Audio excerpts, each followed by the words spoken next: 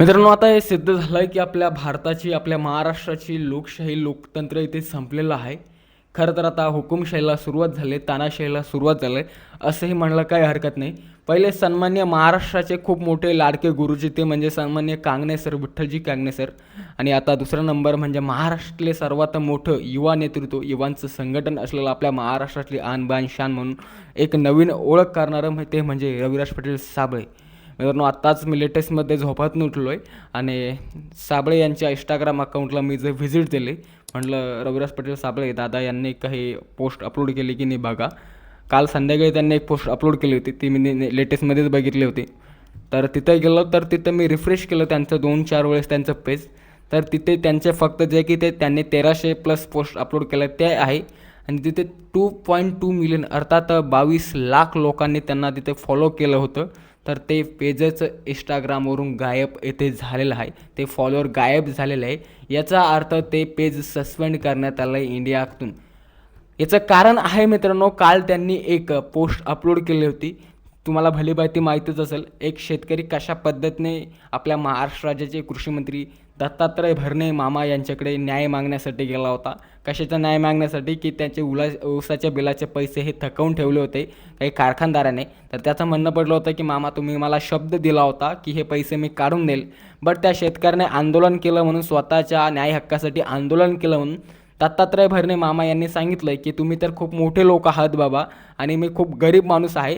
आणि असं त्या शेतकऱ्याचा उपवास जे आहे की दत्तात्रय भरणे कृषीमंत्री यांनी इथे उडावला होता.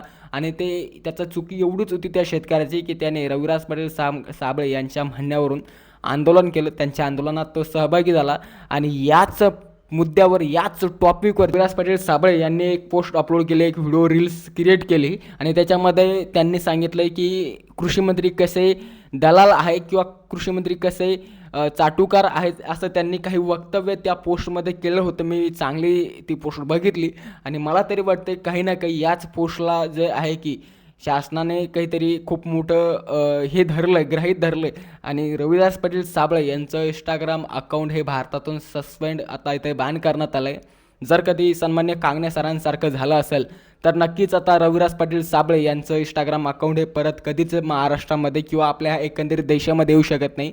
म्हणून म्हटलं की या महाराष्ट्राची, या देशाची लोकतंत्र इथं आता संपलेलं आहे.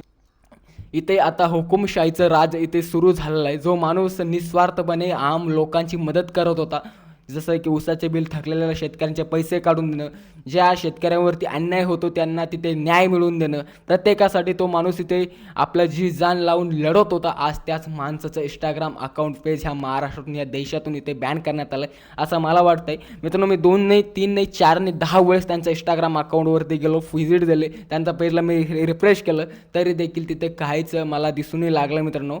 म्हणून म्हटलं की रविराज पाटील साबळे दादा यांचं इंस्टाग्राम अकाउंट हे आता देशातून बॅन करण्यात आला आहे आणि त्यांचा आवाज इथे दाबण्याचा प्रयत्न आता करण्यात येऊ लागला आहे मित्रांनो. तर ही खूपच मोठी शोकांतिका म्हणू शकता किंवा निर्लज्जता म्हणू शकता आपल्या देशाची, ह्या महाराष्ट्राची.